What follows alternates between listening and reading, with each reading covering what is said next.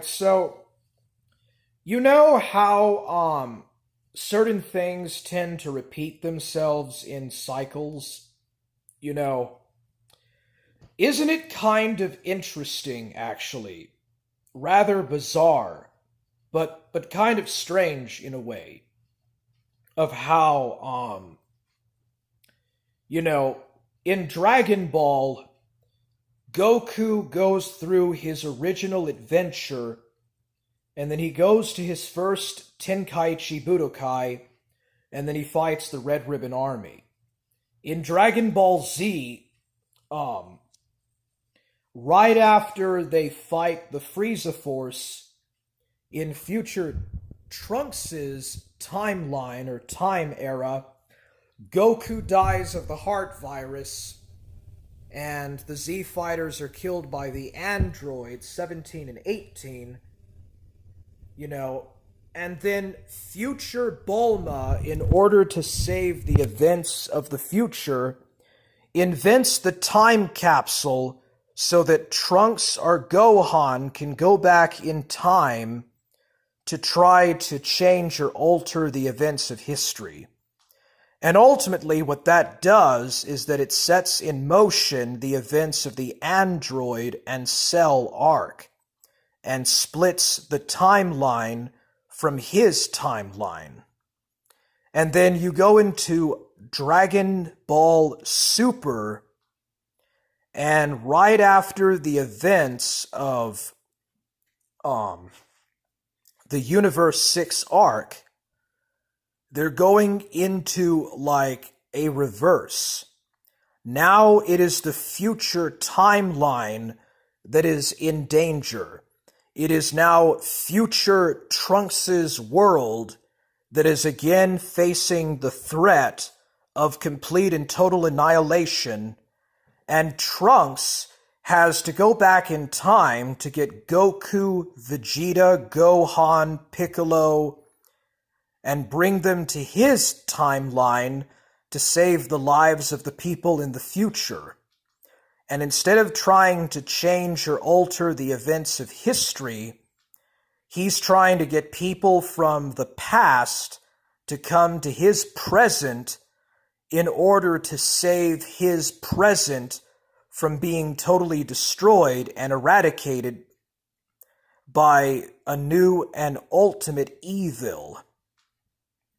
So it's really paradoxical how this stuff plays out. So first of all, last time that I talked about future Trunks, I told you that he killed the androids, future 17 and future 18. He defeated and killed future Cell. Then, 4 years later, he trained with the Supreme Kaioshin, Kibito Assistant Kaioshin, and the Supreme Kaioshin. He was doing that in order to master the power of the Z-Sword so that he could fight Babidi and his henchmen. So he goes back to Earth with the Supreme Kaioshin and Kibito Assistant Kai, and they ultimately fight Pui and Yakon, and future Trunks ultimately kills both future Pui and future Yakon, and he also kills all of future Babidi's henchmen. It's basically exactly the same as the Majin Buu arc. It just takes place in future Trunks' timeline. Also, the Supreme Kaioshin and Kibito Kai are much more involved than they were in the Dragon Ball Z timeline of the Majin Buu arc. So anyways, future Trunks is now a Super Saiyan full power, and he's fighting against future Demon King Dabra with the Z-Sword. And future Demon King Dabra spits on the future Z-Sword and destroys it. It turns into stone and it breaks. And when that happens, when the Z-Sword is destroyed, This kills Elder Kaioshin.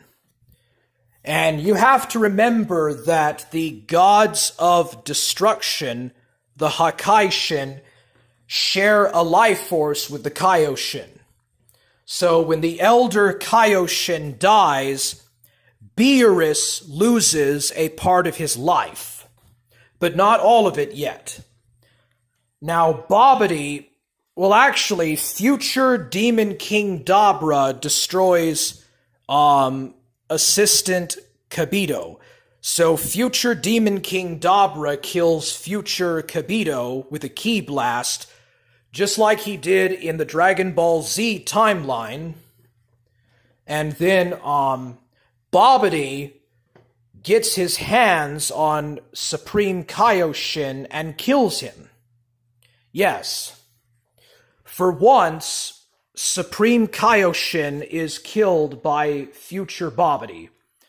So, the Supreme Kaioshin never dies in the Dragon Ball Z timeline, well, in the present timeline, but he does die in future Trunks' timeline. Future Babidi casts a magic spell that kills future Supreme Kai. And when the Supreme Kai is killed, the Hakaishin Beerus also dies. He loses the rest of his life force, and the God of Destruction is no more. Also, future Whis goes into some kind of hibernation stasis. Like, he basically just goes into hibernation until a new Supreme Kai and a new God of Destruction can be selected, but that never happens for Universe 7, and you'll find out why. So anyways, because Kaioshin dies, and also Beerus dies, future Trunks, in anger, transforms into a Super Saiyan 2, and he wipes out and kills future Demon King Dabra and future Babidi. So Majin Buu is never woke up in this timeline. I have no idea what happens to Majin Buu's ball. I guess it is either destroyed or future Trunks takes it to another planet or something. I don't know. Or the Supreme Kai is able to dispose of it before he dies at Babidi's hand. I don't really know. Well, a couple of years later, or a few years later, a mysterious new person appears by the name of Goku Black. And Goku Black literally wipes out almost all of what is left of humanity. Now, remember what I told you, that half of humanity was wiped out by the androids? Well, pretty much whatever is left of humanity that survived the onslaught of the androids, Cell and Babidi and his minions, is wiped out and killed by Goku Black. All of the major cities and urban centers are wiped out on Earth, and only a few dozen people are left alive, basically. Whatever is left of the Red Ribbon Army, whatever is left of the Earth Self-Defense Forces, really anything on Earth anywhere is destroyed by Goku Black. So, in the first episode of the Future Trunks arc, Bulma successfully creates the energy that is needed to fill the battery and fill up the power meter for the time capsule. But right there and then, Goku Black grabs Bulma on the face and kills future Bulma. She is burned up and incinerated in a giant explosion, which causes a fire in the warehouse that burns it down, and future Bulma dies in the fire. So, that's it for now. Hope you enjoyed watching.